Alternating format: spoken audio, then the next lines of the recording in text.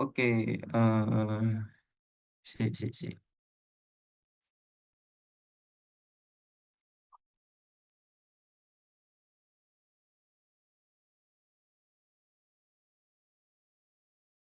Oke, sebelum kita memulai bisa salah satu pimpin doa dulu, silakan.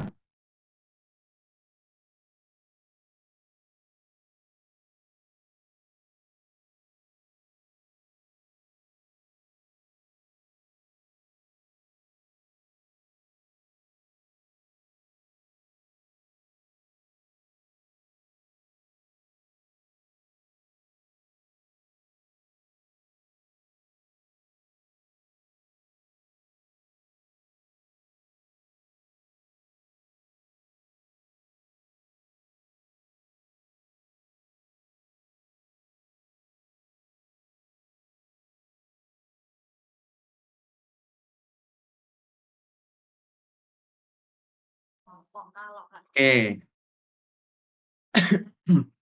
sebentar.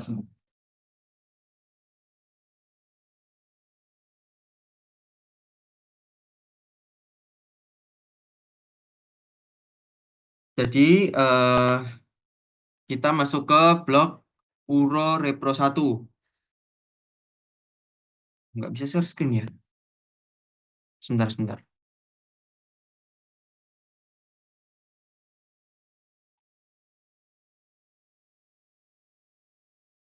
Kelihatan nggak, Dek? Share screenku. Oke, siap.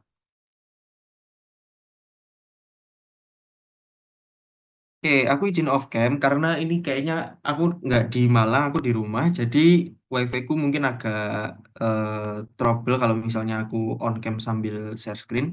Jadi kalau misalnya kita suaranya agak nggak jelas, bisa langsung disela aja nggak apa-apa ya. Kak, suaranya nggak jelas. Oke, oke. Jadi sebelum kita mulai mandiri ini, pertama kita mengucapin dulu selamat Lebaran buat kalian. Kemudian yang kedua, eh, kita mau disclaimer dulu karena setelah ini kita akan membicarakan hal-hal yang sedikit tabu, tapi karena kita sudah dewasa, maka anggaplah ini adalah pembelajaran atau hanya sekedar ilmu pengetahuan bagi kita. Jadi kita tidak bermaksud untuk eh, membicarakan hal-hal yang seperti itu, tapi kita eh, ingin memperoleh ilmu dengan membicarakan hal-hal ya yang seperti itu. Oke, jadi jadi di huruf Repro 1 ini kita ada beberapa materi di Histlo. Yang pertama adalah uropoetika, kemudian yang kedua genitalia maskulina, dan yang ketiga adalah genitalia yang feminina. Bisa dibaca itu materinya. Jadi kita ada ginjal sama VU, kemudian dari genitalia maskulina ada testis sampai penis, kemudian dari genitalia feminina kita ada ovarium sampai di glandula mame, baik yang inaktif atau yang aktif. Oke, kita masuk ke uropoetika dulu. Jadi di uropoetika sendiri, nah ini adalah organnya, jadi nanti kita akan belajar tentang ginjal dan juga vesika urinaria. Kalau untuk uretra dan ureter itu masuknya di VU, karena dia epitel dan penyusunnya kurang lebih sama. Hanya dia bedanya adalah kalau VU itu dia sebuah wadah untuk menampung urin. Kalau uretra dia nanti kita eh, bahasnya di penis. Oke. Kemudian yang pertama ini kita belajar ginjal dulu. Jadi di ginjal ini kita di blok NM1 ya. NM1 itu udah belajar ginjal, yaitu epitelnya adalah apa epitelnya? Di glomerulus. Squamous simplex. Oke, squamous simplex. Oke, jadi ini adalah ginjal perbesaran 100 kali. Eh, nah ini. Eh, yang pertama kita masuk ke strukturnya dulu. Yang pertama adalah glomerulus. Jadi glomerulus ini dia epitelnya benar, epitel squamous simplex. Kemudian kalau misalnya ada soal bagian nama preparat di atas adalah yang tak kasih lingkaran merah, itu jawabannya adalah glomerulus. Tapi kalau ditanya organnya adalah ginjal. Oke, aku ulangi ya. Jadi kalau misalnya ditanya nama preparat tersebut adalah atau nama struktur tersebut adalah itu jawabannya adalah glomerulus. Tapi kalau di organ ginjal. Oke. Kemudian ada yang aku kasih warna biru, biru tua maksudku. Itu adalah vascular pole. Nah, itu adalah bagian dari glomerulus, dia tempatnya pembuluh darah masuk dan keluar, afferent dan efferent. Nah, kalau yang biru muda, dia adalah kapsul Bowman. Dia itu, kalau nggak salah, fungsinya menangkap filtrat ya, dari darah, yaitu isinya kan ada air, kemudian zat-zat yang terlarut kayak glukosa, ion, urea, dan kawan-kawan.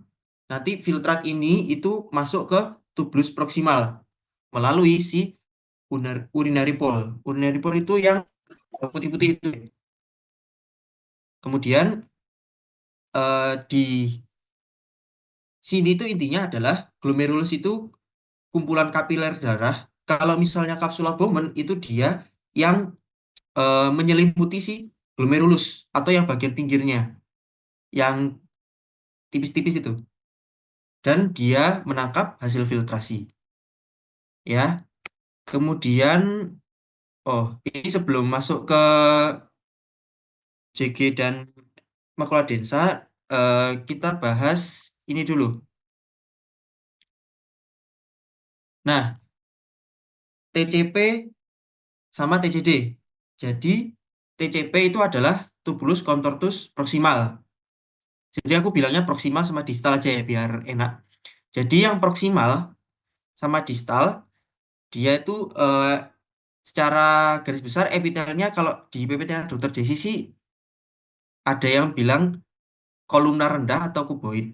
Tapi kalau TCD dia full kuboid. Kemudian di lumennya dia di TCP atau di proximal itu dia sempit atau nggak teratur. Kalau di distal dia luas. Kemudian intinya kalau misalnya proximal dia besar, pucat, kemudian sedikit. Kalau di TCD dia kecil, berdekatan dan banyak. Kemudian di sitoplasmanya dia asidofil kalau di proximal. Nah, makanya warnanya itu lebih merah, lebih kelihatan jelas. Kalau yang distal dia lebih pucat karena dia kurang asidofil. Kemudian batas selnya kalau yang proximal itu kurang jelas. Ini sebenarnya nggak bisa dibedakan sih batas selnya, cuman kalau di teorinya seperti itu. Kalau yang distal dia lebih jelas. Nah, khasnya kalau di proximal ada brush border. Brush border isinya adalah mikrofili. Brush border kalau di distal dia nggak ada atau hanya sedikit. Oke, sampai sini sudah tahu ya bedanya TCP dan TCD. Nah, kita balik ke preparat histologi. Nah, kalau yang tak kasih apa lingkaran kuning, itu kira-kira yang distal atau yang proksimal?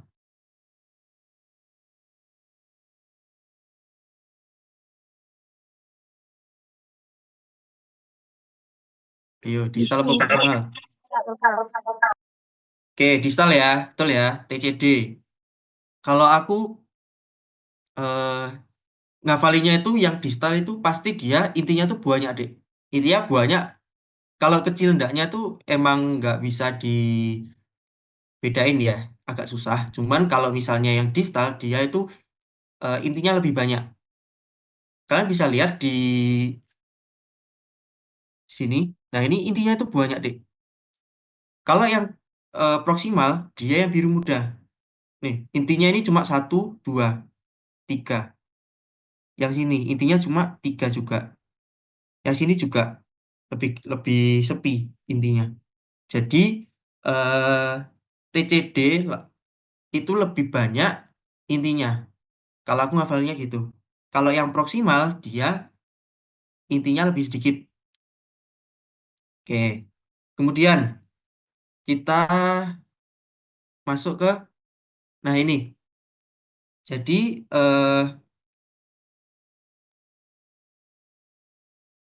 di glomerulus itu nanti dia ada beberapa struktur khusus. Oke, jadi ada yang namanya makula densa, ada yang namanya JG cell, atau justa glomerular. Bisa dilihat tulisannya di PPT-nya Dr. Desi kalau nggak salah ada. Oke, jadi makula densa itu adalah tubulus distal yang nukleusnya tuh rapat banget. Ini ya, kelihatan ya, kayak berjejer gitu. Letaknya nempel di glomerulus. Dia fungsinya buat deteksi konsentrasi NaCl di cairan tubulusnya sama mengatur osmolaritas si urinnya. Osmolaritas itu kalau nggak salah kekentalan ya, kekentalan urin. Kemudian ada yang namanya JG cell. JG cell itu yang di atasnya ini, Dek. Jadi JG cell itu dia ada di dinding arterial afferent di dekat makula densa. Dia itu kayak berapa ya? Bukan bersebelahan sih, kayak bertolak belakang sama si makula densa. Dia eh, susunannya itu agak nggak rapi. Dia adalah modifikasi dari tunika media dari arterial afferent yang mau masuk ke ginjal. Nah, fungsinya dia adalah sekresi renin untuk regulasi tekanan darah. Oh. Nah, ini ya, kalau misalnya gampangannya gambarnya itu kurang lebih seperti ini. Jadi, di arterial afferent ini, ini adalah JG cell, juxtaglomerular, ya. Nah, di belakangnya atau yang bertolak belakang itu dia adalah makula densa di TCD, di distal. Jadi di sini adalah yang di arterial afferent atau yang mau masuk ke glomerulus, dia adalah JG cell. Tapi kalau misalnya yang dia ada di TCD, dia adalah makula densa. Paham ya ciri-cirinya? Kalau misalnya ciri-ciri disuruh sebut ciri-cirinya berarti ya letak letaknya di ini yang JG cell ya, sorry. Letaknya di arterial afferent. Kemudian dia berdekatan dengan makula densa. Ya itu kurang lebih. Kalau makula densa ya letaknya di bersebelahan dengan JG cell, kemudian dia letaknya di TCD. Oke, lanjut. Ini sudah ya tadi ya. Ini dihafalin ya. Siapa tahu keluar ujian. Tapi biasanya kalau nggak salah soal tahun lalu itu hanya membedakan yang mana TCD, yang mana TCP gitu aja. Atau eh, makula densa yang mana, kemudian JG cell itu yang mana. Pokoknya yang dia susunannya nggak beraturan itu eh, JG cell deh. Dia lebih nempel ke si glomerulus. Kalau yang tubulus contortus distal kan dia, sorry, yang makula densa kan dia di TCD. Dia agak lebih jauh dan susunannya itu lebih rapi, lebih jejer-jejer gitu deh. Ya, kemudian yang kedua VU. Jadi di VU ini sudah tahu kan ya, VU itu epitelnya apa dulu?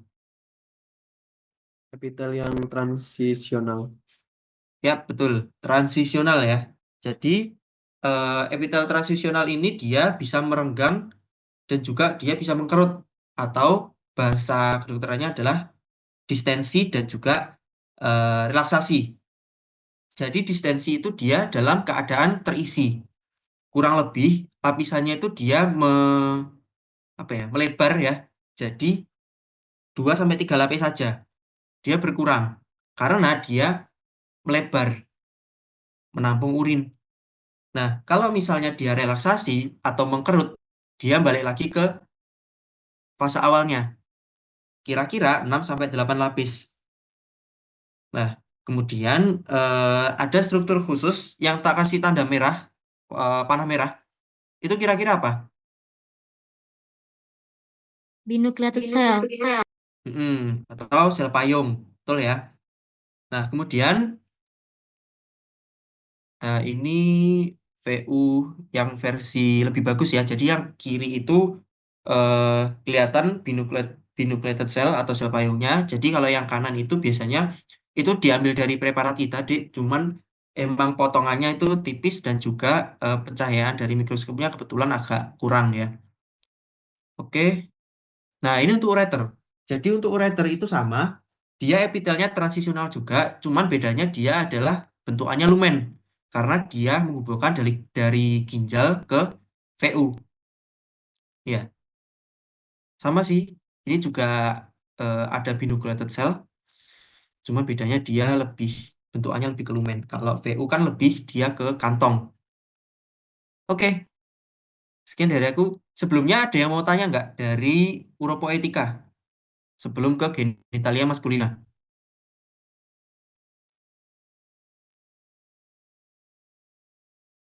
Oke, kalau nggak ada, bisa dilanjut. Felix, monggo. Buat suara aku udah masuk belum ya? Sudah, Kak. Ya, jadi permisi, izin lanjutin buat genitalia maskulina atau genitalia punyanya pria ya. Bisa next. Nah, sebelum masuk ke materi, jadi minta tolong buat perhatiannya karena menurutku 2 blok terakhir ini di tahun kalian itu lumayan sulit. Nggak terkecuali buat histologinya. Terus banyak juga teori-teorinya gitu. Jadi kalau bisa kalian perhatiin biar nanti kalau praktikum kalian tidak kebingungan atau nanti bisa lebih enak pas praktikum. Oke, bisa next.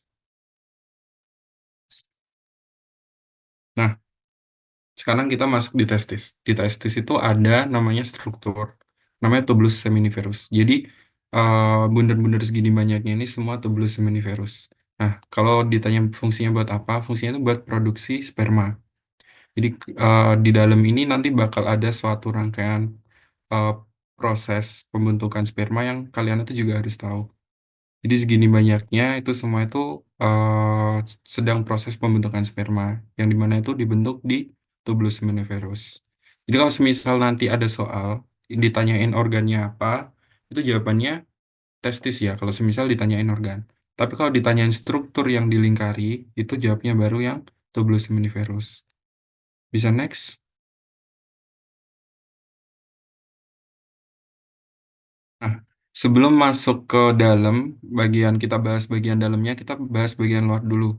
Jadi apa yang harus diperhatiin di sini, itu kalian bisa lihat di lingkaran yang biru. Kira-kira ada yang udah tahu belum biru ini apa? Sel lady. Ya, seli fungsinya.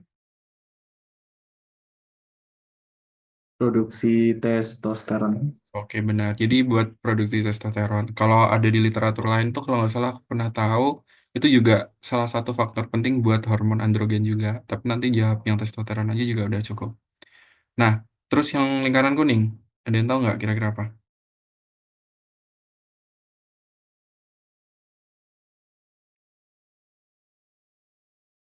Ini ada di mana-mana, di seluruh organ ada harusnya. Pembuluh Iya. darah, Kak. Ya, betul. Jadi itu pembuluh darah ya. Kira-kira masih ingat nggak ini arteri atau vena? Ini cuma ngetes aja sih.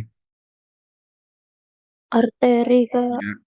Jadi jangan lupa ya, itu nanti bisa aja kepake di organ apa aja. Soalnya kan pasti juga ada pembuluh darah di situ, jadi kalian harus bisa bedain. Oke, next.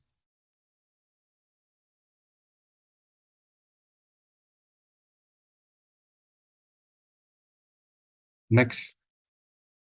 Nah, sebelum kita bahas yang preparat aslinya, aku mau kalian tahu dulu gimana rangkaian proses pembentukan sperma itu. Jadi, satu rangkaian seluruh ini itu bisa disebut spermatogenesis atau spermatogenik.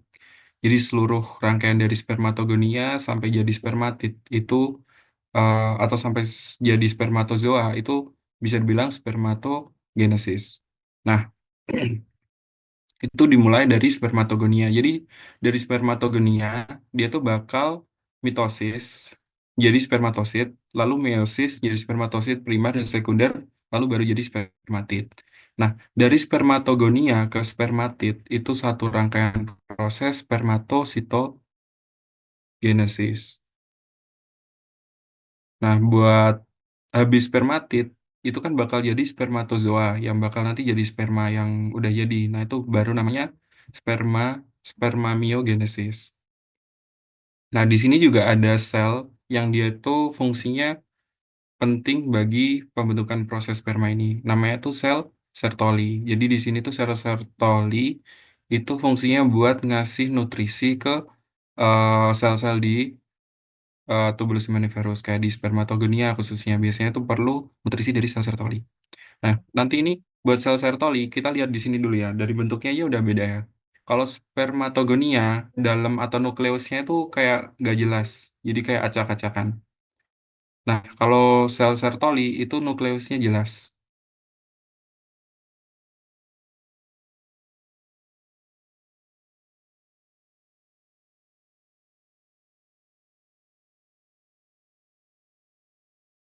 Nah, kalau dari yang aku baca ya, kalau selama dia itu masih nempel sama ini kan kayak nempel ya kesannya. Udah punya ekor tapi masih nempel, itu masih disebut spermatid.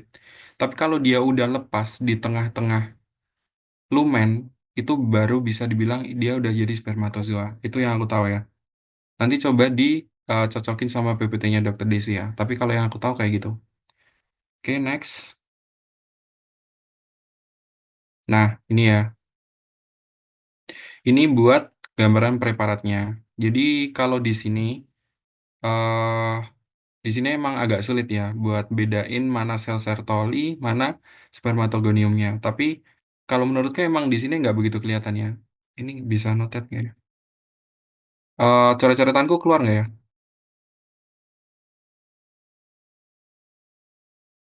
Keluar, Kak.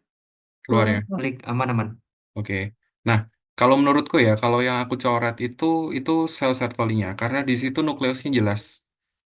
Kan kalau kayak yang bundar ini, terus yang lain-lain ini kan nukleusnya itu kayak hitam besar, terus juga acak-acakan nggak kayak bundar yang satu kesatuan nukleus gitu loh. Ini juga. Tapi kalau Sertoli itu biasanya dia nukleusnya kecil dan lebih cenderung ke sitoplasmanya yang lebih besar. Kalau di sini emang kurang kelihatan sih. Di sini yang kelihatan itu ada spermatogonium, terus jadi spermatosit. Yang primer sama sekunder itu sebenarnya kalian perlu tahu aja. Tapi nanti kalau semisal di ujian, kalian bisa jawab spermatosit aja. Karena buat beda ini itu emang cukup sulit. Karena biasanya kalau yang spermatosit sekunder itu pembelahnya terlalu cepat. Jadi kadang itu nggak ketangkep di preparatnya. Nah, buat ekor-ekor yang menempel-menempel ini, itu bisa dibilang spermatidnya. Jadi dia udah mulai membentuk ekor. Atau di sini nggak kelihatan ya. Tapi kalau semisal dia itu udah mulai gepeng, bentuk selnya udah mulai gepeng, itu juga udah bisa dibilang sebagai spermatid. Nah, nanti tuh harusnya spermatozoa itu ada di dalam sini. Cuman mungkin ya ini karena belum pematangan, jadi bentuknya juga masih belum jelas. Oke, next. Nah, ini ya. Jadi apa yang harus kalian tahu di sini itu ada tubulus seminiferus. Jadi kalau semisal dilingkarin besar atau satu bundaran besar ini itu tubulus seminiferus. Itu struktur ya, bukan organ. Kalau organ tetap testis. Nah, terus ada sel Leydig juga, dia itu yang ada di luar dari tubulus seminiferus. Jadi kalau semisal nanti ditunjuknya kayak yang ini, nah ini bukan sel Leydig ya, berarti ini antara pembuluh darah, antara vena atau arteri. Kalau sel Leydig itu bentuknya ya sel, harusnya ada inti selnya, kayak yang aku lingkarin tuh ya. Nah terus kita lihat di dalamnya, tadi ada sel Sertoli, jadi yang ada di lingkaran putih itu tuh sel Sertoli ya. Jadi kalau kalian lihat, dia itu jelas bundar di dalam lingkaran juga, jadi di dalam sitoplasma. Nah, terus di situ juga ada spermatogonium. Jadi spermatogonium itu cenderung nempel atau deket banget sama dindingnya. Jadi paling jauh dari lumen atau paling mepet dari dindingnya. Terus nanti mulai naik, mulai masuk ke lumen, itu mulai jadi spermatosit. Kalau udah mulai gepeng, itu berarti udah jadi spermatid atau udah berekor. Next. Nah, itu ya buat testis. Nanti mungkin pertanyaannya bisa dijadiin satu di akhir aja. Terus kita masuk ke ductus testis. Jadi ductus testis itu sebenarnya ada beberapa ya. Cuman yang kita lihat di sini preparatnya itu 3 aja. Bisa dari ductus efferentes, lalu ke epididymis, baru ke vas deferens. Sebenarnya nanti ada lanjutannya lagi, tapi ini yang buat yang dekat dari testis ya. Jadi belum keluar testis. Next. Nah, ini buat biar kalian tahu gambarannya dulu. Jadi buat ductus testis itu kan ada beberapa rangkaian sebenarnya. Jadi dari tubulus seminiferus dia lewat ke tubuli recti buat ke rete testis, nanti baru masuk ke ductus efferentes buat dimasukin ke epididymis. Dari epididymis baru dikeluarin ke ductus deferens, nanti gabung ke saluran uretra. Jadi kalian lihat ini dulu. Jadi kita fokus ke 3 itu aja ya. Jadi epididymis, ductus efferentes sama ductus deferens. Jadi next. Nah, kita ke ductus efferentes. Next. Nah, ini buat 3 tadi ya. 3 ductus testis tadi. Jadi aku pengen kalian itu fokus ke beberapa hal yang buat jadi pembeda antara ductus-ductus ini. Jadi yang pertama itu kalian lihat dari epitelnya. Lalu dari epitelnya itu kalian lihat apanya? Kalian lihat bentuknya kayak gimana. Terus yang kedua dari ketebalannya. Jadi nanti ada ketebalan entah dari epitelnya atau dari otot polos, sel otot polos yang ada di sampingnya.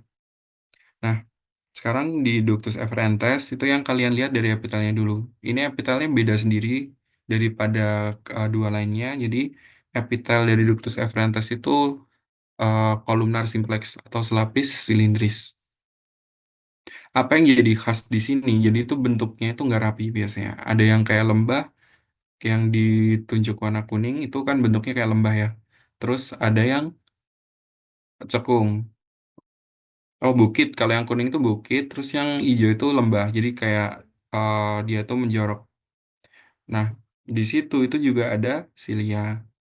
Jadi kalau di sini juga bisa dilihat dari apa namanya? Dari sel otot polosnya. Jadi otot polosnya itu nyaris nggak kelihatan, benar-benar tipis banget.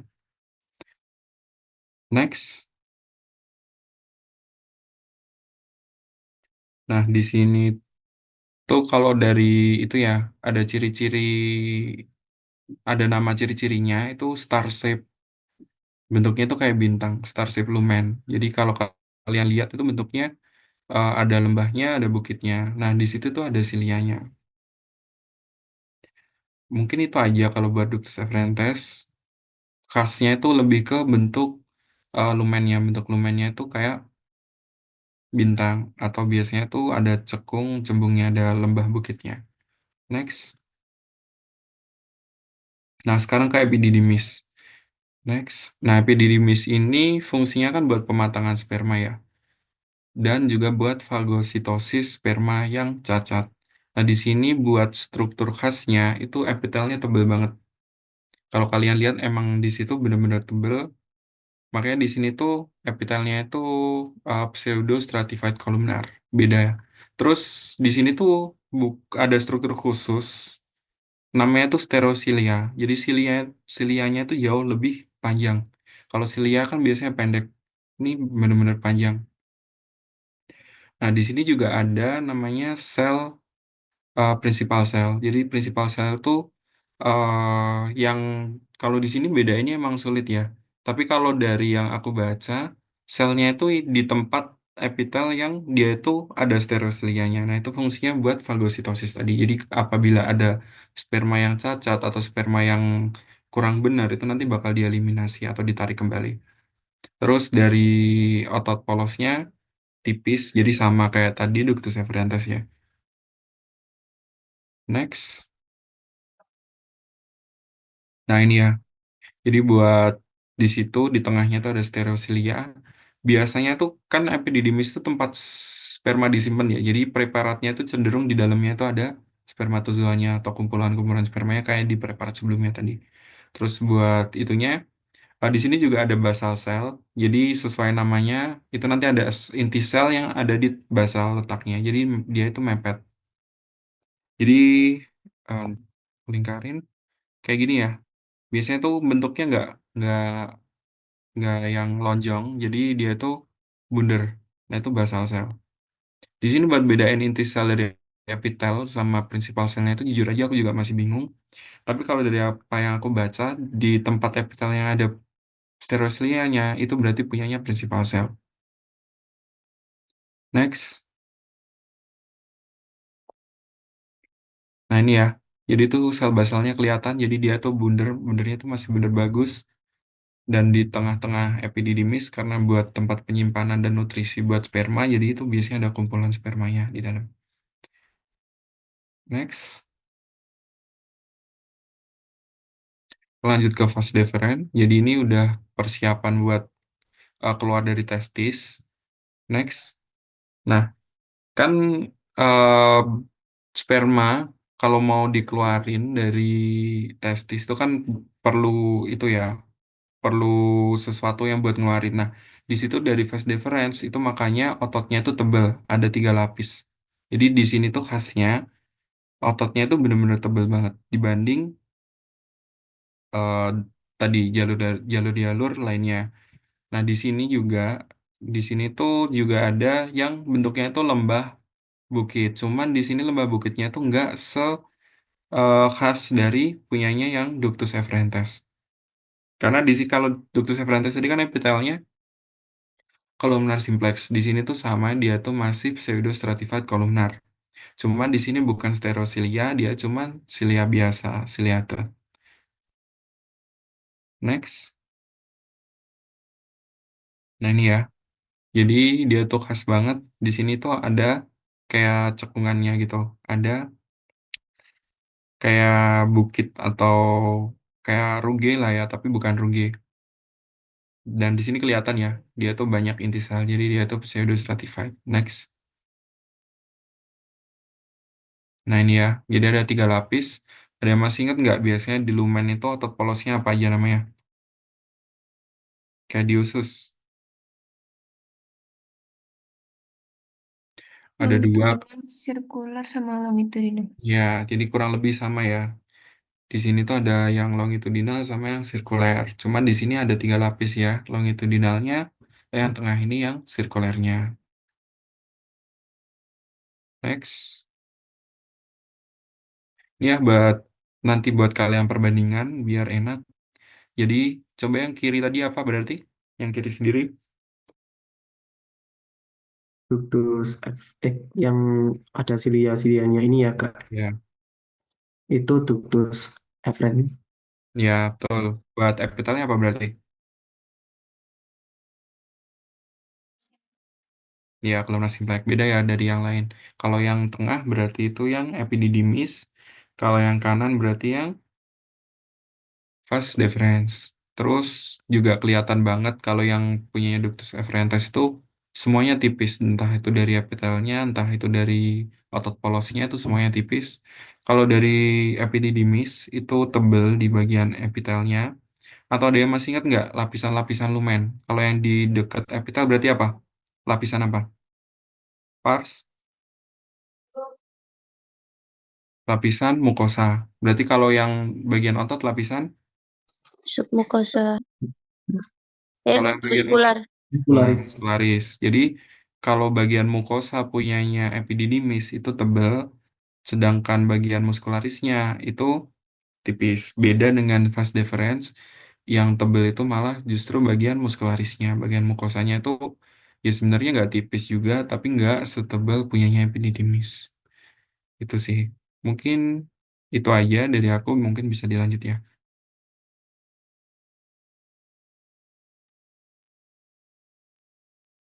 Oke, eh jadi lanjut ya, vesikula seminalis. Jadi vesikula seminalis ini adalah dia kantung panjang kurang lebih 15 cm, kemudian dia letaknya di posteriornya prostat, dan dia ada sepasang. Oke, bisa dilihat untuk gambaran yang enaknya ini kurang lebih seperti ini. Jadi vesikula seminalis itu letaknya di sini. Kan ini prostat nih. Nah, dia di posteriornya. Oke. Nah, ini untuk vesikula seminalis. Kita langsung ke epitelnya aja, biar kelihatan. Nah, ini. Jadi, Untuk vesicula seminalis itu dia epitelnya adalah pseudostratified columnar atau kolumnar yang berlapis semu. Dia punya sekret, tujuannya buat nutrisi spermatozoa. Isinya adalah globulin, kemudian ada prostaglandin, asam askorbat, glukosa, fruktosa. Jadi dia fungsinya itu buat memenuhi nutrisi dari si spermatozoa itu sendiri. Itu untuk vesicula seminalis. Gampang kalau misalnya ada gambaran seperti ini, itu udah pasti vesicula seminalis. Dia kayak labirin. Ya, kalau di mataku ini kayak labirin, tapi kalau misalnya diperbesar dia kurang lebih seperti ini. Kelihatan kok. Nanti dia bentukan epitelnya itu pseudostratified columnar. Oke, itu untuk vesicula seminalis. Kita lanjut ke prostat. Nah, ini. Jadi di prostat sendiri dia ada struktur khusus warna merah tua atau merah marun, itu adalah corpora amylacea. Dia itu adalah endapan yang ditemukan di dalam lumen kelenjar prostat. Jadi endapan ini tuh isinya adalah zat amiloid yang warnanya itu eosinofilik. Bentuknya itu biasanya ya bulat, oval, permukaannya itu masih halus dan juga berlapis. Jadi dia adalah kayak sisa produk sekresi seperti protein yang dia tuh udah ngendap. Kadang juga ada kalsium atau zat-zat lain yang membentuk. Nah, bedanya sama concretion, jadi concretion ini dia adalah endapan yang lebih keras daripada si corpora amylacea, berupa struktur bentuknya nggak terlalu bulat, tapi dia lebih ke seperti agak ke batu. Dia lebih keras kalau dibandingkan sama yang corpora amylacea. Komposisinya itu kurang lebih hampir seluruhnya adalah kalsium. Makanya dia bentuknya kayak batu, keras. Kemudian ada senyawa mineral yang dia membentuk lebih kayak batu. Ya.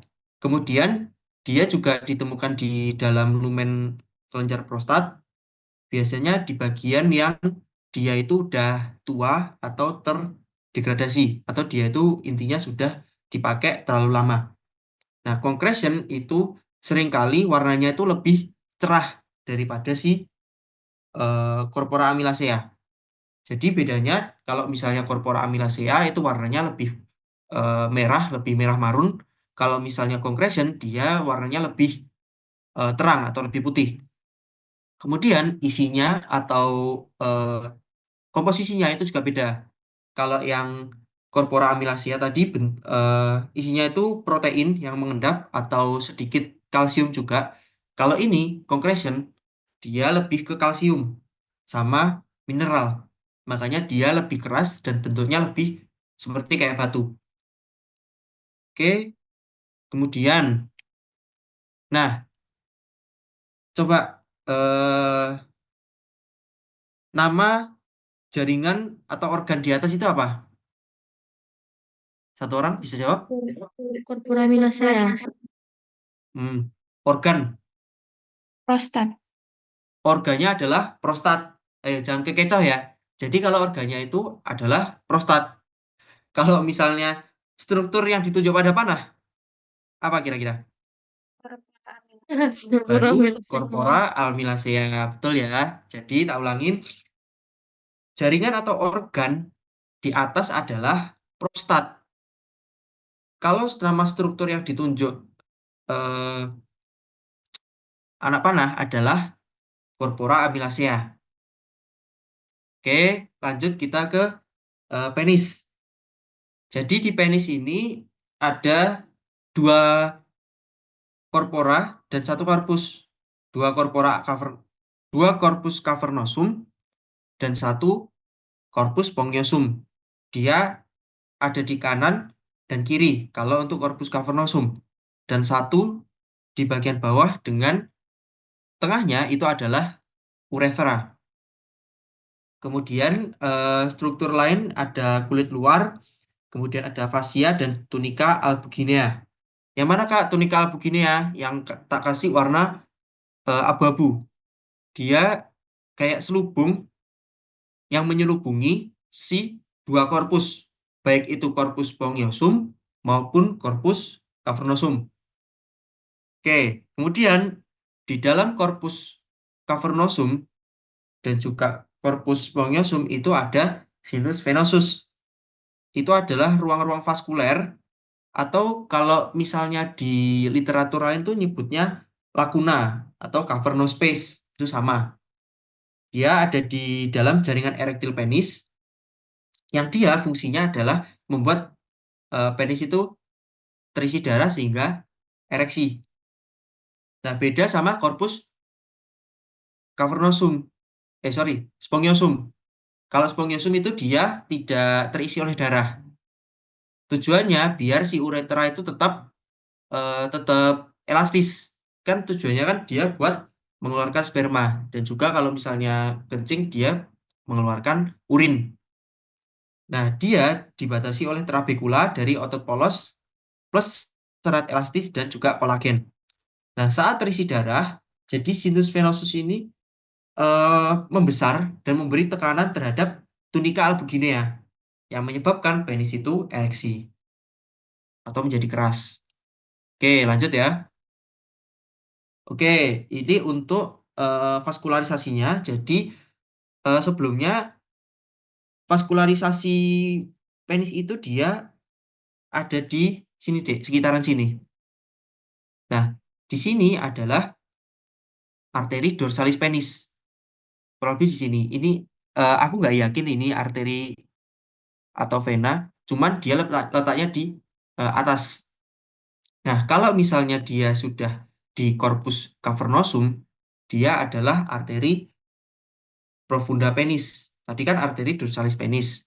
Kalau dia sudah masuk ke corpus cavernosum, dia adalah arteri profunda penis. Nah, fungsinya buat apa, Kak? Fungsinya buat mengisi si corpus cavernosum, si sinus venosusnya, biar dia terisi sama darah. Nah, jadi aku tanya sama Asdos Anat, jadi vaskularisasinya itu dia dari arteri pudenda interna, kan dia cabang dari arteri iliaca interna. Dia bercabang ke arteri dorsalis penis, yang atas tadi. Nah, kemudian dia bercabang lagi ke arteri profunda penis. Kemudian dia masuk ke corpus cavernosum ya, sinus venosus tadi diisi sama darah, dan dia bercabang lagi menjadi arteri helisin. Tulisannya helicin. Dia arteri helisin. Kenapa disebut helisin? Karena dia bentukannya adalah kayak melingkar gitu deh. Melingkar yang mengisi sinus venosus. Jadi setelah dari arteri helisin, dia itu arteri helisin itu kayak pintu masuknya buat menuju sinus venosus. Jadi dia nanti mengisi dari si sinus venosus dengan darah sehingga penis menjadi ereksi. Oke, lanjut ya. Nah, ini adalah arteri profunda penis, sorry. Kelihatan ya? Jadi arteri itu dia lumennya kelihatannya sempit, tapi dia ototnya itu tebel karena dia menampung dari tekanan si darah itu sendiri. Nanti dia menuju ke arteri helisin. Oke, lanjut. Kita ke uretra. Jadi untuk di uretra sendiri dia adalah saluran yang berasal dari mana? Vesika urinaria. Basic. Kemudian dia dari vesika urinaria itu masuk ke penis, kemudian ke glans penis dan dikeluarkan entah itu urin atau sperma. Lanjut. Untuk epitelnya sendiri, kelewatan. Untuk epitelnya sendiri di uretra ini adalah epitel pseudostratified columnar. Ya, itu di batangnya. Kalau di ujungnya atau di glans penisnya, dia akan berubah menjadi epitel squamous kompleks. Oke. Kemudian ada suatu kelenjar, yaitu kelenjar Litre. Jadi kelenjar Litre ini tampak seperti struktur kelenjar kecil ini nih. Kalau kalian bingung, yang warnanya pucat, ini. Nah, lumennya kan ini kan. Nah, dia di sekitarnya ada kelenjar Litre. Fungsinya apa, Kak? Fungsinya dia menghasilkan lendir atau mukus. Makanya di sini warnanya terang, karena dia menghasilkan mukus. Nah, fungsinya sebagai pelumas si uretra dan melindungi epitel uretra dari iritasi. Kemudian kalau misalnya ada infeksi, dia juga bisa berpengaruh. Kemudian trauma mekanis seperti waktu penis itu ereksi atau saat ejakulasi misalnya. Nah, si kelenjar Litre ini biasanya terletak di bagian penis ya. Jadi di sekitar uretra itu biasanya ada. Jadi kalau misalnya buat yang cowok, kalau misalnya kalian buka lumennya itu dia sedikit basah, dia ada lendirnya. Itu bukan dari VU kalian, bukan dari eh, testis atau dari ductus sebelumnya, tapi dia adalah hasil dari kelenjar Litre. Biar lumennya itu tetap lembab. Kalau misalnya nggak ada kelenjar Litre ini kan nanti dia akan kering dan gesek.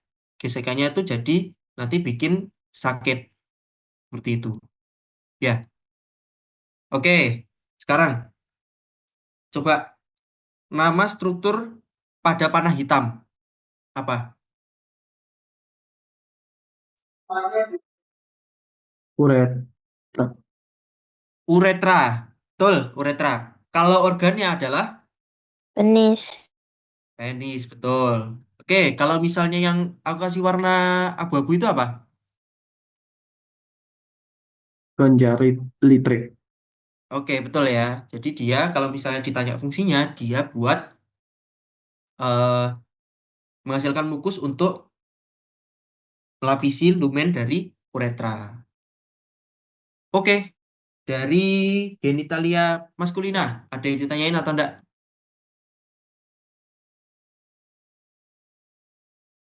Kak gitu. Oke, ada yang tanya? Nggak ada? Kalau nggak ada, bisa lanjut ke genitalia feminina. Silakan. Oke, hai guys, apakah suaraku terdengar? Terdengar kakak. Oke, ini ada suara gemeresek nggak? Kayak angin puting beliung nggak? Atau jelas? Jelas kak. Oke, jelas ya. Oke, tadi udah mendengarkan dongeng dari Felix dan juga Ferdi, masalah cowok-cowok. Sekarang kita move ke punya cewek-cewek ya, genitalia feminina. Oke, ini ovarium. Oke, kalau di ovarium ini untuk slide pertamanya itu aku pengen ngeliatin aja sebenarnya dalam sediaan histo kalau perbesarannya itu lemah, jadi kalian bisa ngelihat sepotongan ovarium secara keseluruhan tuh kayak gini. Buat detailnya, bundar-bundar apa nih Kak di dalamnya? Aku bahas di slide selanjutnya. Next. Nah, ini adalah ovarium di perbesaran 40 kali. Kalau dari sini yang bisa kalian lihat dengan jelas itu dua bunderan random yang tiba-tiba ada nih nongol di sini. Jadi bunderan pertama yang sebelah kiri itu follicle degraph. Jadi nanti kalian tuh bakal belajar beberapa follicle di ovarium. Nah, ini aku kasihin gambarannya secara umum dulu. Kalau yang di foto ini itu di sebelah kiri kalian akan nemuin follicle degraph yang mana putih-putih yang kalian lihat itu dengan bercak keunguan itu disebutnya antrum. Jadi antrum itu adalah sebuah ruangan yang nantinya tuh berisikan cairan. Nah, kebetulan si antrum yang kalian lihat ini adalah antrum yang dimiliki oleh follicle digraft. Nah, cuma follicle digraft yang kalian lihat di sebelah kiri adalah follicle digraft yang dengan potongan yang tanpa oosit. Nah, nanti tuh kalian juga bakal belajar kayaknya harusnya ada di faal. Jadi oosit itu sebenarnya sel telur yang belum mateng. Nah, dia kalau follicle digraft tuh sebenarnya follicle yang paling mateng gitu loh. Jadi dia siap buat ovulasi. Nah, biasanya makin mateng satu follicle, dia itu bakal punya oosit. Oositnya tuh makin nempel ke pinggir nanti. Tapi di potongan yang ini itu kalian nggak bisa lihat oositnya. Sedangkan yang potongan, wait, yang ini kelihatan nggak yang aku bunderin?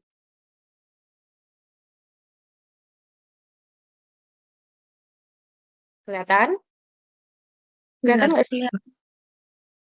Kenapa? Kelihatan, Kak. Oke, kelihatan ya. Nah, itu sama, itu juga dia tuh follicle digraft. Antrumnya tuh sebenarnya masih luas, tapi dia disertai dengan oosit yang udah nempel nih ke tepi. Jadi perbedaannya itu, dia sama-sama follicle digraft nih sebenarnya, tapi satunya dengan potongan yang ada oositnya, satunya enggak. Oke. Udah di slide ini cukup aku jelasin sampai situ aja karena nanti bakal ada penjelasan lebih detailnya lagi tentang si follicle digraftnya ini.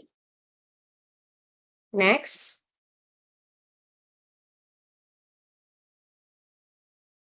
Kok di aku nggak zoom ya? Wait ya.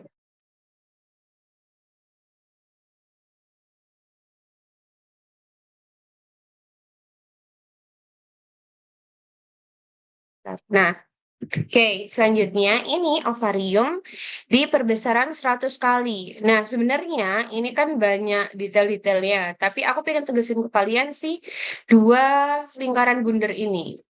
Jadi, lingkaran merah yang kalian lihat itu adalah follicle primer. Jadi dia itu follicle primer ini isinya ada sel-sel folikuler atau sel-sel granulosa namanya. Nah, di follicle primer ini dia ciri-ciri khas yang paling kalian bisa amatin tuh jadi di pinggirannya ini kalau kalian wait di sini di bagian ini mana sih? Susah banget. Ini yang aku garisin ini itu namanya zona pellucida. Nah, di follicle primer dia itu udah ada zona pellucidanya dengan sel folikuler, tapi epitelnya ini dia kuboid di pinggirannya ini. Nah, sedangkan yang kalian geser lagi ke yang lingkaran warna kuning, dia itu follicle primordial namanya. Nah, kalau follicle primordial itu dia nggak ada zona pellucidanya. Terus epitelnya dia itu selapis pipih. Jadi urutannya tuh kayak gini ya, kayak dari paling apa ya? Dari paling awal sampai ke yang paling matur. Awal ya dia itu follicle primordial. Setelah follicle primordial, dia akan makin matang lagi berubah jadi sel primer. Nah, follicle primer. Nah, follicle primer ini nanti ada dua. Ada yang follicle primer unilaminar, ada follicle primer yang multilaminar. Terus abis itu setelah jadi follicle primer, dia bakal jadi follicle sekunder. Kalau udah ada di follicle sekunder, dia akan lebih matang lagi menjadi follicle digraft. Nah, itu tadi yang udah aku omongin nih, list 1, 2, 3, 4 urutannya. Dan di ini masih yang awal ya. Nah, jadi nanti kalau kalian ketemu follicle primordial sama follicle primer, dia itu nggak ada antrumnya masihan. Next dulu ke slide selanjutnya. Nah, ini yang aku sebut, ini yang sempat aku mention tadi, follicle primordial sama follicle primer. Di sini ada beberapa lingkaran ya yang udah aku beda-bedain. Yang warna biru terang itu dia adalah folikel primordial. Jadi yang awalnya banget. Terus makin mateng dia bakal berubah jadi yang warna merah ini, lingkaran warna merah. Dia itu folikel primer tapi unilaminar. Kenapa kok dinamain unilaminar? Uni itu satu, laminar itu lapisan. Karena lapisan epitelnya dia itu cuma satu. Jadi epitelnya tuh kuboid, tapi dia cuma satu lapis yang di lingkaran warna merah ini. Kalau dia udah semakin mateng, dia akan berubah jadi folikel primer yang multilaminar. Kenapa multilaminar? Karena lapisan epitelnya tuh dia udah dua. Sama-sama kuboid, tapi dia itu double. Beda sama yang unilaminar tadi. Nah, cuma namanya folikel primordial dan folikel primer, dia tuh masih belum punya antrum. Jadi belum bisa lanjut buat ke proses selanjutnya. Gimana sih? Belum bisa mateng buat ngelanjutin proses selanjutnya. Nah, kalau udah melewati fase si folikel primordial dan folikel primer ini, mereka akan lebih matang lagi. Jadi apa, Kak? Next, di slide selanjutnya. Nah, proses pematangan dari folikel primordial dan folikel primer itu menghasilkan si folikel sekunder, di mana di folikel sekunder inilah yang udah mulai terbentuk antrumnya. Antrum itu yang nih, yang ditunjuk panah merah itu antrumnya. Nah, kalau kalian lihat lebih detail lagi, sebenarnya ada beberapa perubahan yang lumayan signifikan daripada bentukan di folikel primordial ataupun folikel primer yang tadi. Jadi dia itu si oositnya ini, yang bundar di tengahnya ini, yang ditunjuk warna kuning, dia itu udah ada, tapi dia belum nempel ke tepi. Tadi kan sempat aku singgung ya. Jadi makin makin matur fasenya, dia itu akan menggeser si oosit ini untuk nempel di pinggirannya. Nah, di folikel sekunder ini dia udah ada oositnya, udah ada antrumnya, tapi dia belum sampai nempel nih di pinggirannya. Terus yang lebih apa ya? Kompleks lagi, dia punya nih di pinggiran yang melapisi si oositnya, dia tuh ada sih yang namanya corona radiata.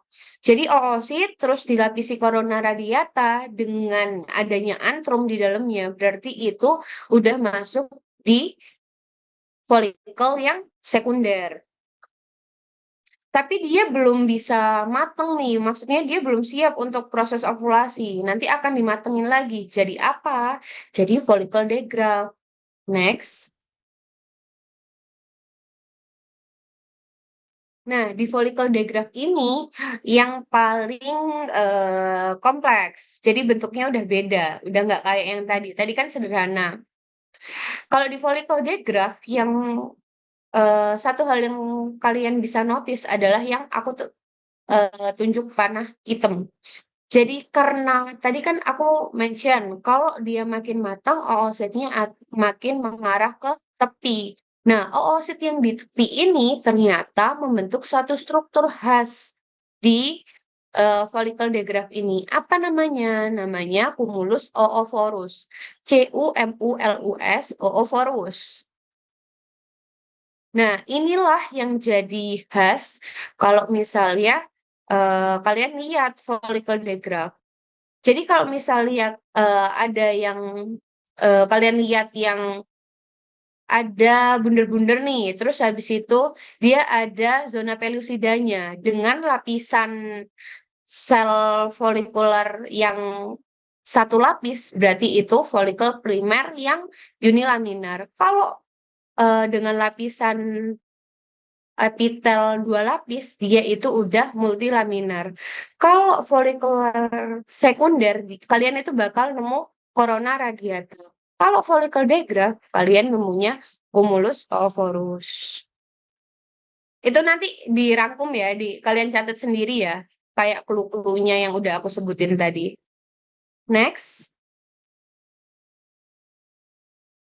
Nah, ini tuh corpus luteum. Jadi corpus luteum tuh kayak dia tuh sebenarnya sel. Dia kumpulan sel yang terbentuk di ovarium, tapi sementara. Dia itu bersifat sementara. Kalau dari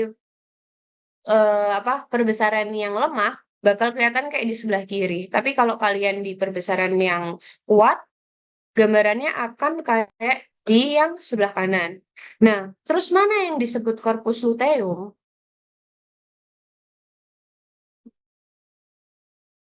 Nih, yang aku bundarin itu dia corpus luteum. Jadi corpus luteum itu cirinya dia tuh padat banget. Yang terus ada beberapa hal yang harus kalian tahu yang ada di dalam corpus luteum ini. Yang putih-putih yang aku lingkarin ini itu adalah sel lemak. Buat apa, Kak? Kenapa kok di corpus luteum ini ada sel lemak? Jadi, fungsi sel lemak pada corpus luteum dia itu sebagai penghasil dari progesteron. Sedangkan jadi ini keseluruhan corpus luteum. Tapi tapi gampangannya tuh yang pink-pink besar ini ternyata dia itu sel. Jadi ada 2 sel yang ada di dalam corpus luteum. Yang pertama sel lemak yang tadi aku singgung, yang kedua yang pink-pink ini, itu namanya sel TK. Kalau sel lemak ini dia berfungsi sebagai produksi dari progesteron, sel TK dia itu bertugas sebagai yang memproduksi yang memproduksi estrogen. Jadi masing-masing komponen dalam corpus luteum ini punya fungsinya sendiri-sendiri. Tadi ada 2, sel lemak sama sel TK. Next. Nah, ini adalah perbandingan dari beberapa folikel-folikel yang tadi udah aku jelasin. Yang paling kiri adalah folikel primordial. Ini sekalian dicatat ya. Folikel primordial, cirinya yang pertama, dia itu nggak ada zona pelusidanya. Terus dia dilapisi oleh epitel selapis pipih.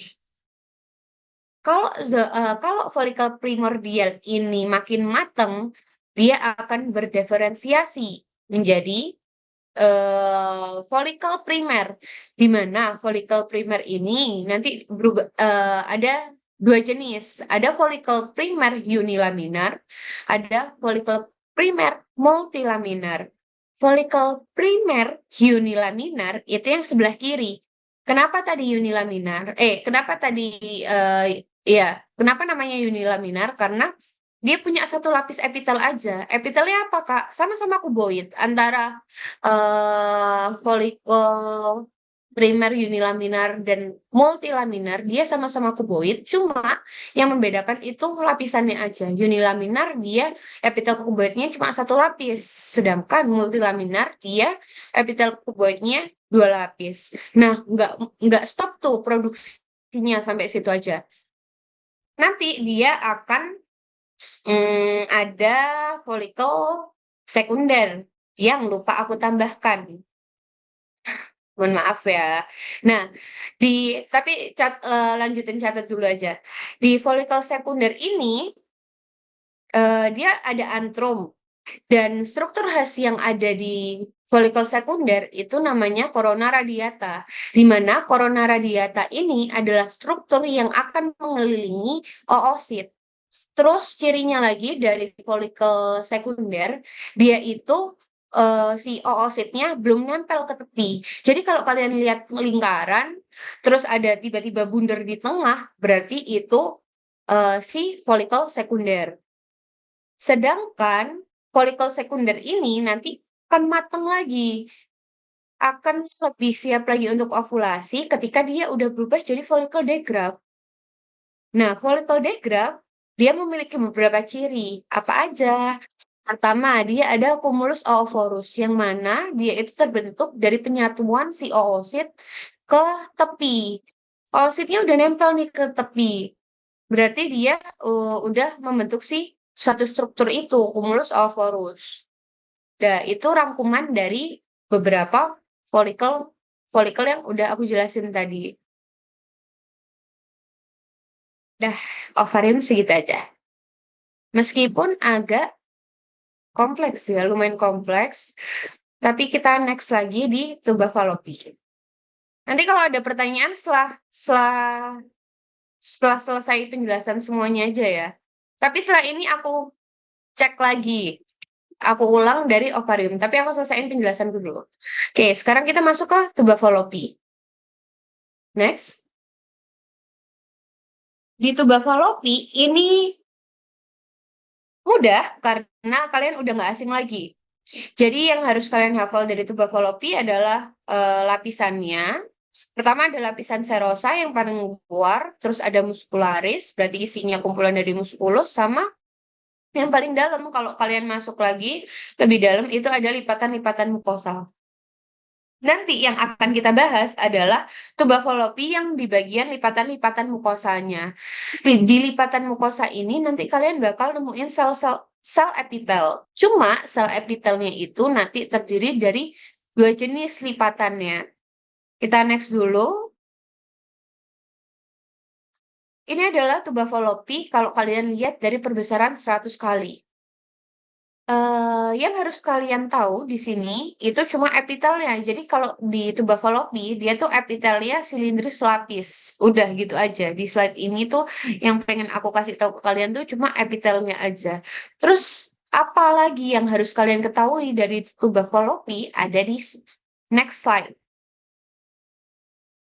Ini tadi yang udah aku sempat singgung adalah 2 jenis sel di lipatan mukosanya. Jadi ada ciliated cell dan packed cell. Kayak namanya ya, ciliated cell berarti dia itu bersilia, sedangkan packed cell itu dia non silia, dia nggak punya silia. Terus kenapa Kak kok dijadiin kok ada 2 jenis sel lipatan kok ada 2 jenis sel di lipatan mukosa tuba Fallopi? Ternyata dia tuh nggak semata-mata terbagi jadi 2 jenis aja, melainkan dia tuh punya fungsinya masing-masing. Si ciliated cell yang bersilia, dia itu berfungsi sebagai transportasi dari ovum. Jadi dia yang menggerakkan ovum. Sedangkan packed cell, dia itu berfungsi lebih ke kayak yang ngasih makan ovumnya. Jadi dia kasih nutrisi untuk ovumnya. Nah, gimana tuh bedanya? Di sebelah kiri itu ada 2 panah. Yang panah hijau yang kalian lihat kayak ada rambut-rambutnya gitu, berarti dia ciliated cell. Sedangkan yang kayak lapisan nongol terus anggap aja kayak kepala botak ya. Jadi dia benar-benar bundar gitu aja. Itu yang dinamakan packed cell. Packed cell tadi yang bertugas untuk memberikan nutrisi untuk ovum, sedangkan ciliated cell itu yang berfungsi sebagai transportasi dari ovum. Nah, kalau dari gambar sebelah kiri ke sebelah kanan, itu mungkin agak sedikit beda ya, padahal yang ditunjuk ini masih sama. Kalau kalian lihat yang kotak biru, itu dia packed cell. Dia walaupun nggak segundul itu nyatanya, tapi dia tuh lebih jelas gitu loh batasnya daripada yang ciliated cell. Kalau ciliated cell itu kalian lihat tuh kayak ngeblur. Ngeblurnya ini karena perbesarannya yang nggak cukup kuat. Padahal kalau kalian zoom lagi, kalau kalian perbesar lagi, dia tuh bentukannya kayak rambut-rambut. Dia selayaknya kalau kalian melihat silia. Sedangkan yang packed cell itu ya udah kayak bundar-bundar gini aja. Dah, next. Nah, ini kalau yang kotak merah berarti dia yang packed cell karena dia hitungannya lebih rata ya daripada yang kotak hijau. Sebenarnya susah kalau misalnya kalian nggak punya pembanding kayak gini. Jadi nanti insya Allah di ujian jelas mana yang packed cell, mana yang ciliated cell. Tapi kalau ini untuk identifikasi gambar ini karena apa ya kalian bisa lihat kan di sini yang kotak hijau tuh dia lebih ngeblur, lebih ada serabut-serabut yang sangat amat halus. Sedangkan yang kotak merah dia tuh bolong gitu aja. Maksudnya rata. Batasnya itu lebih bisa kelihatan jelas daripada yang di kotak hijau. Sudah. Untuk The Buffalo P kurang lebih kayak gitu. Next. Kita lanjut ke organ selanjutnya, yaitu uterus. Uterus sama kayak The Buffalo P. Ini malah yang paling sederhana ya, daripada dua materi yang udah aku jelasin sebelumnya. Coba next slide dulu. Nah, ini uterus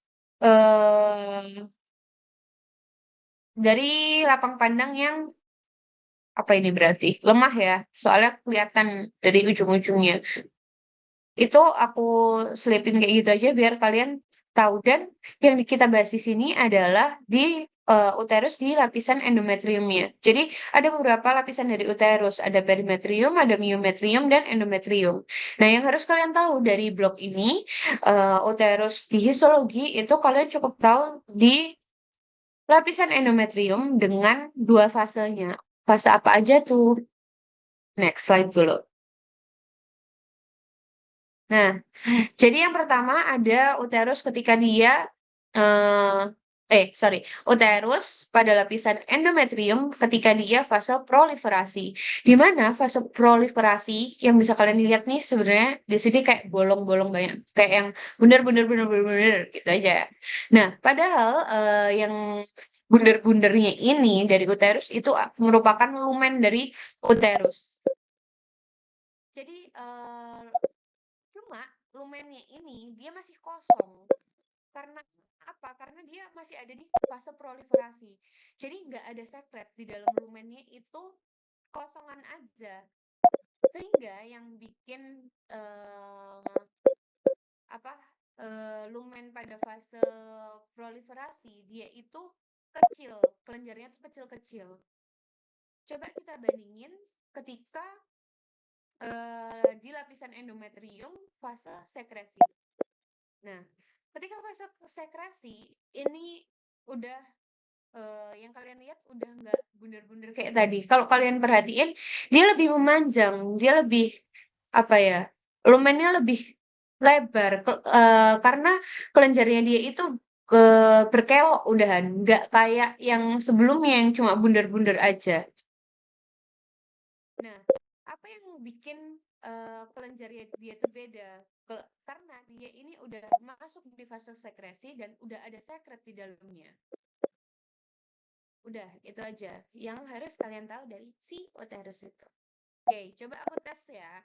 Setelah penjelasan aku yang ketiga penjelasan di 3 organ tadi, overall untuk ovarium dia kan punya beberapa folikel. Folikel apa aja? Kira-kira.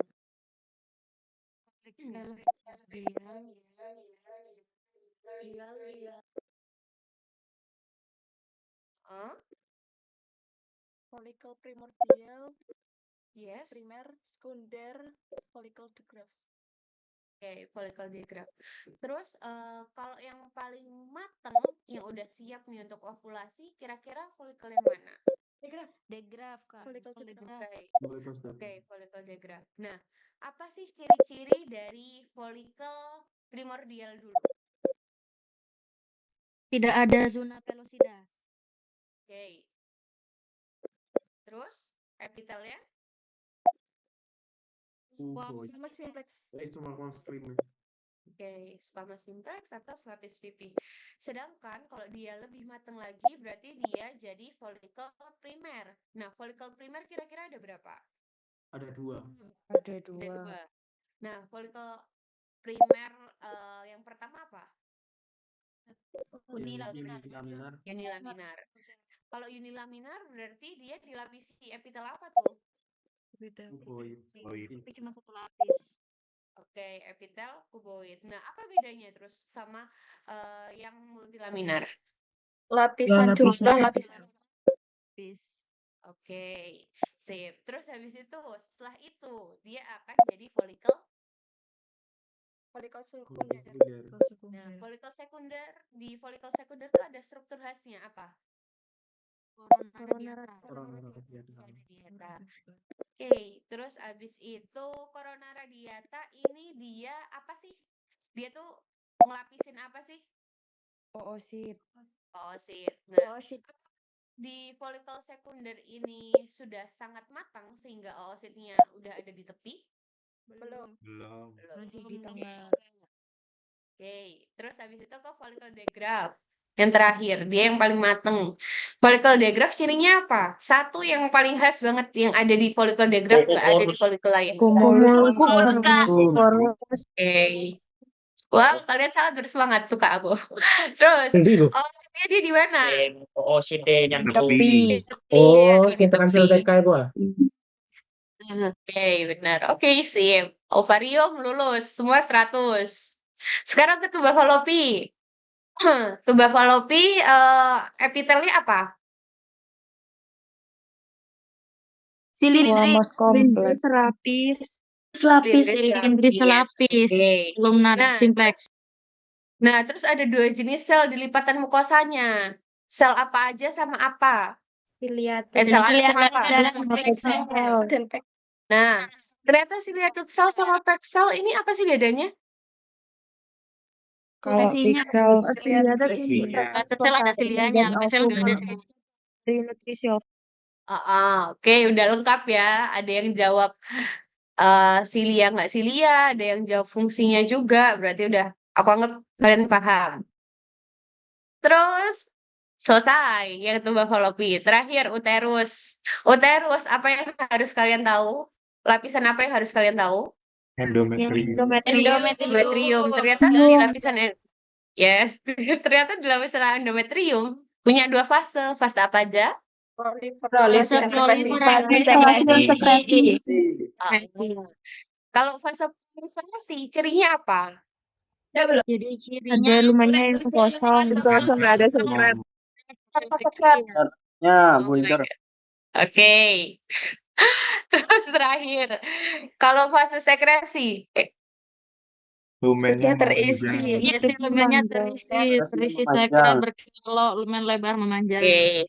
Sudah, jadi 3 materi itu yang aku kasih. Habis ini akan dilanjut, kalian bakal ketemu asbesisto yang cantik, cetar membahana badai halilintar. Tapi belum selesai materinya. Udah ya. Lanjut di cervix uteri. Halo, suaraku kedengeran ya? Oke, Kak. Dengar, Kak. Nanti kalau misal suaraku hilang atau kecepatan, langsung on mic aja dibilang. Oke, jadi ke cervix. Ini tinggal dikit ya. Jadi bertahan. Mungkin 15 menit lagi lah. Oke, next slide.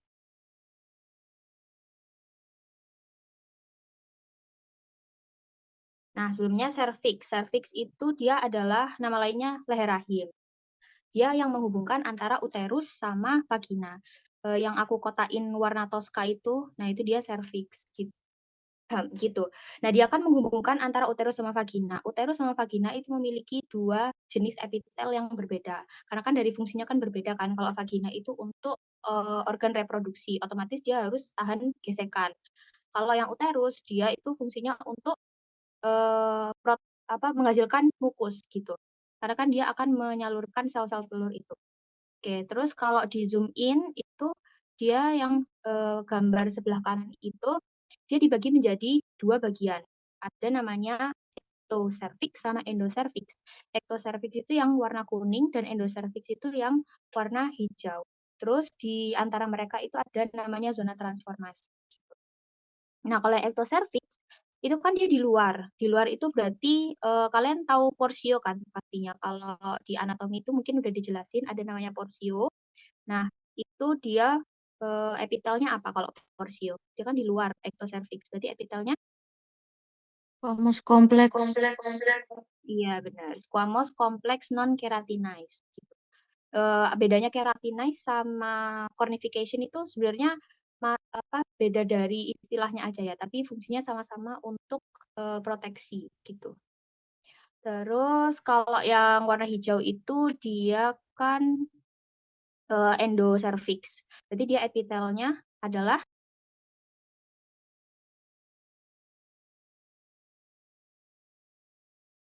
epitelnya kolumnar simplex. Iya, kolumnar simplex. Kolumnar simplex tinggi, fungsinya untuk menghasilkan mukus.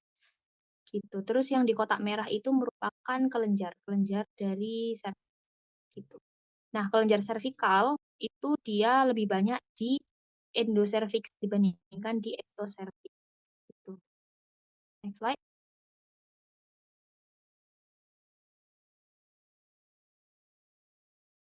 Di sini aku mau nunjukin part-partnya aja. Kalau yang hijau itu dia ektoservix. Kalau yang kuning itu endoservix, berarti yang merah dia peralihannya atau zona transformasi. Oke, next slide.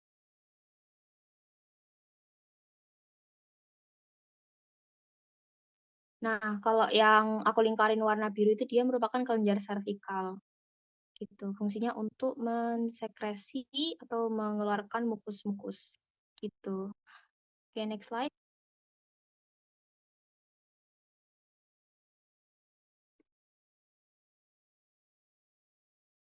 Nah, itu serviks di perbesaran 40 ya.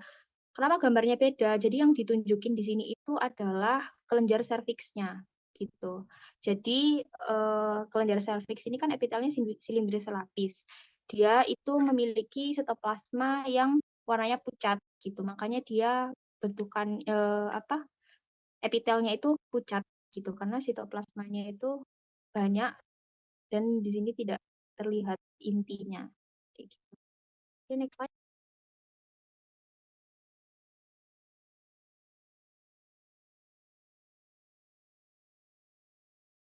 Nah, ini serviks perbesaran 100.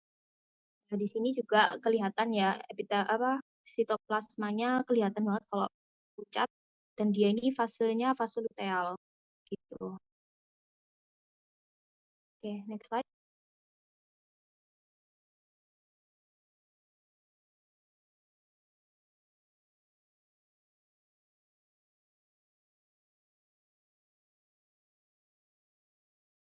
Oke, bentar aku cari dulu coba.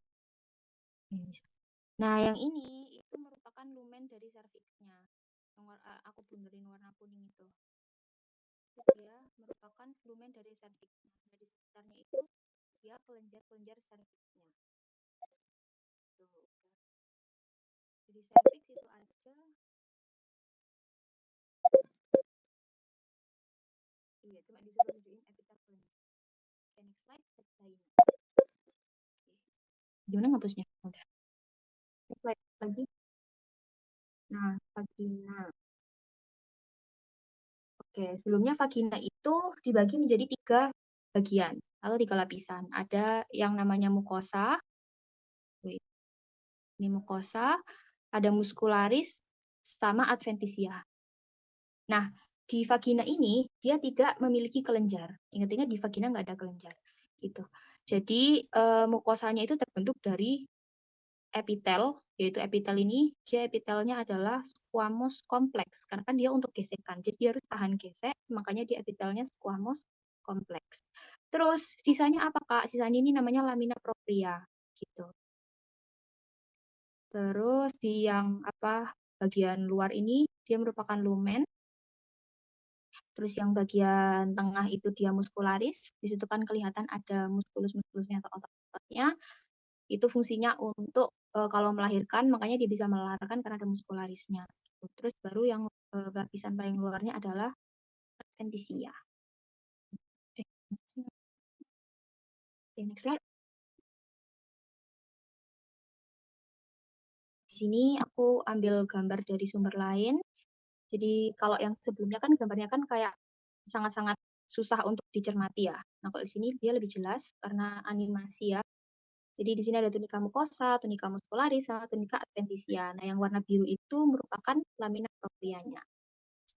Nah epitelnya sama seperti yang di porsio tadi, yang di ectocervix yaitu non-keratinized stratified squamous epitel atau epitel squamous stratified atau kompleks non-keratinized. Oke, next slide. Nah, lanjut ke plasenta. Next slide. Nah, plasenta itu dia membentuk jari-jari untuk mencekram endometrium. Makanya dia kalau dipotong itu bentuknya kayak pulau-pulau.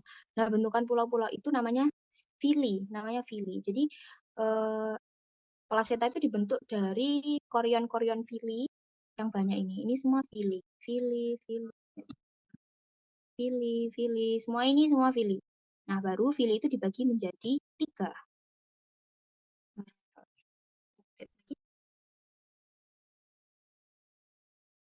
Nah, villi itu dibagi jadi 3. Ada primer, sekunder, tersier. Nah, apa bedanya? Kalau primer, itu dia isinya hanya trophoblast. Terus, dia itu warnanya paling gelap.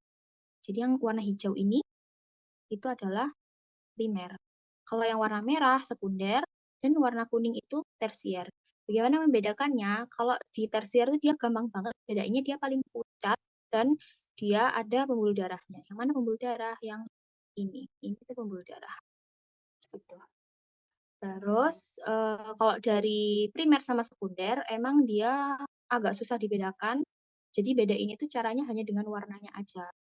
Makanya dia harus ada pembandingnya, harus disandingkan mana yang lebih pucat dan mana yang lebih gelap. Gitu. Oke, kalau sekunder itu terdiri dari sel-sel trophoblast dan jaringan mesenkim. Gitu. Ingat kan jaringan mesenkim yang waktu di blok awal-awal itu? Mesenkim. Oke, next slide. Nah, terus di plasenta itu ada namanya epitel. Epitel yang melapisinya. Ada namanya sitotrophoblast sama sinsitiotrophoblast. Bagaimana membedakannya? Kalau sinsitiotrophoblast itu dia ada di bagian luar. Dia paling gelap. Dia warnanya gelap. Ada intinya. Dia itu epitel. Misalnya ini ya. Yang paling kalian. Ini. Tuh. Terus kalau yang sinsitiotrophoblast dia di bawahnya kayak ini misal gitu. Ini itu sitotrophoblast. Kalau sinsitio itu di luar. Sinsitio di luar, sitotrophoblast di dalam gitu ya. Terus oh ya perlu di-highlight kalau yang sitotrophoblast itu hanya di preterm atau di plasenta muda. Jadi ketika dia sudah masuk fase aterm, maka dia nggak ada lagi sitotrophoblastnya. Jadi dia jadi satu lapisan, hanya sinsitiotrophoblast aja yang di luar itu. Begitu, teman-teman. Nah, terus yang membedakan lagi antara aterm sama preterm itu dari ini sel-sel darahnya. Jadi kalau yang di plasenta muda atau preterm itu dia banyak sel-sel darah ibu. Sedikit sel-sel darah ibu, sorry. Sedikit sel-sel darah ibu. Di sini ada eritrosit, terus ada limfosit di sini, tapi hanya sedikit. Jadi background-nya itu cenderung bersih. Beda sama yang aterm. Nanti kita lihat yang slide.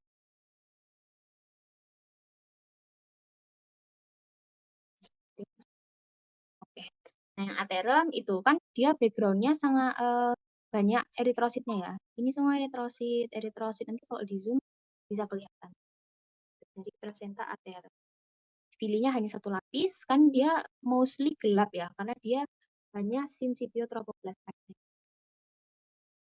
Nah, yang eritrosit ini itu miliknya ibu, sedangkan plasentanya milik bayi. Fungsinya untuk memberikan nutrisi-nutrisi dari sel-sel darah ibu. Next slide.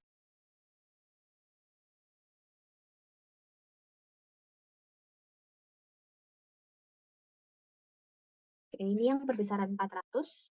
Ya, di sini banyak sel-sel darah yaitu eritrosit. Terus juga epitelnya hanya sinsitiotrophoblast aja yang sangat berat ini. Gitu. Oke, kayaknya udah kalau next slide.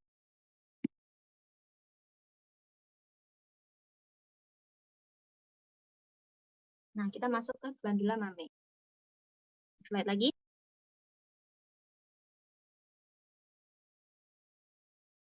Nah, glandula mame itu dibagi menjadi 2 fase, ada inaktif sama aktif. Kalau inaktif itu nama lainnya prelaktasi. Kalau yang aktif berarti dia laktasi. Nah, glandula mame ini dia tuh mengikuti dengan siklus ovarium.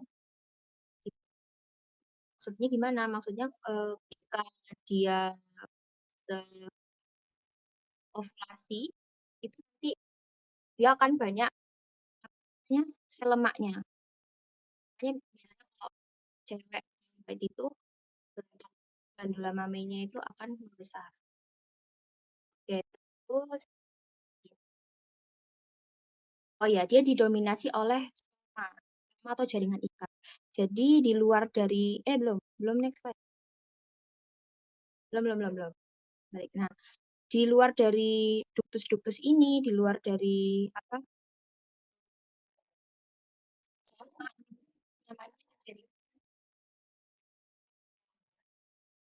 banyak serat. Jadi kalau fase relaksasi atau inaktif, jadi lemaknya banyak dan duktus-duktusnya sedikit. Next slide. Berbeda dengan yang fase aktif, di mana fase aktif itu dia kan udah mau menyusui ya, jadi duktus-duktus lactiferusnya itu banyak sekali. Fungsinya untuk sekresi air ASI gitu. Makanya dia di sini sangat banyak duktus lactiferusnya. Atau kelenjar lactiferus. Duktus lactiferusnya yang mana? Duktus kan duktus, berarti dia di tengahnya. Jadi nggak usah bingung mana duktus, mana kelenjar. Ini kelenjar, kalau duktusnya itu ya berarti yang di tengahnya. Terus itu kan sel-sel lemaknya itu sedikit. Makanya orang kalau habis menyusui itu dia akan payudaranya akan mengecil. Tetapi nanti ketika sudah melewati fase laktasi, dia akan kembali lagi ke jadi sel-sel lemaknya akan banyak lagi. Next slide.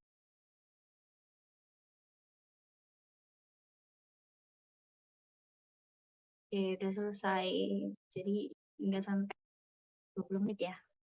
Oke, aku kembalikan ke Verdi ya. Pertanyaannya nanti di akhir. Terima kasih. Oke. Suaraku denger enggak? Ada ya suaraku ya? Kok kayak ada. Oke. Ada yang ditanya enggak? Dari uropoetika, kemudian genitalia maskulina, sama yang feminina. Ya. Memang materinya banyak banget.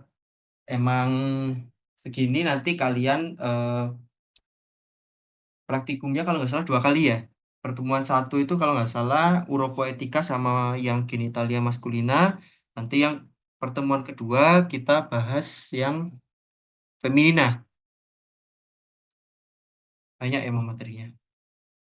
Oke, ada yang tanya? Udah jam 5 lebih soalnya. Oke, nggak ada ya. Col, jelas apa belas? Jelas kok. Yes. Jelas. Oke, jelas ya. Nggak apa-apa, ditelan aja dulu.